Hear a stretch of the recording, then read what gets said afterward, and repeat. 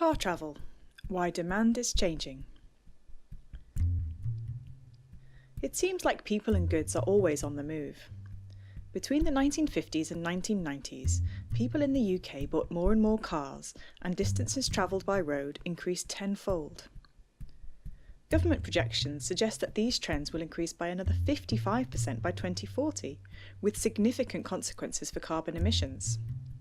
But we need to stop and ask whether this is a realistic scenario.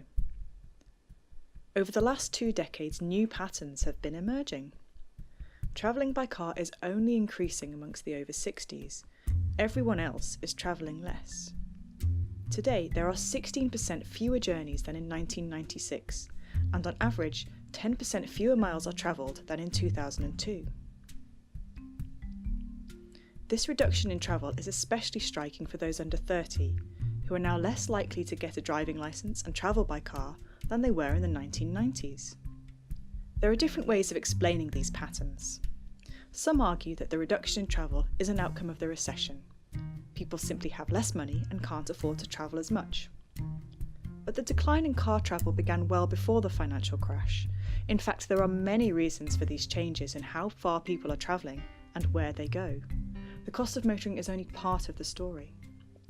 Most travel occurs because people want to take part in some kind of activity, shopping, having fun, or getting to work, rather than for the joy of the journey itself. And as these activities and practices shift, the nature of journeys also changes. Commuting is a good example. Despite record numbers of people in work, there is now less commuting than in the 1990s. This is because the type of jobs that people do influences their need to travel.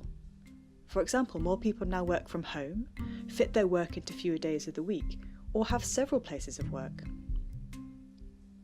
Shopping trips are also in decline.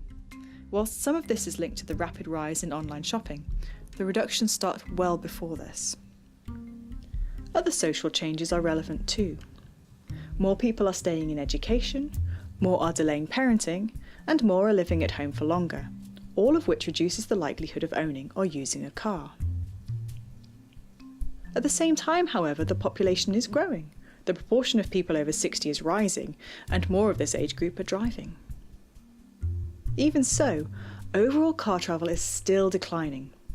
This is most dramatic in big cities where public transport and opportunities for cycling are better, but it applies right across the country. So, should we be planning for more travel by car or for less? Policymakers and planners assume that car ownership and use will grow, but there is now strong evidence to suggest that this assumption is wrong and that different, less energy-intensive futures are plausible. Rather than turning the clock back to the years when traffic was increasing, it is time to anticipate and plan for a future of declining demand for car travel.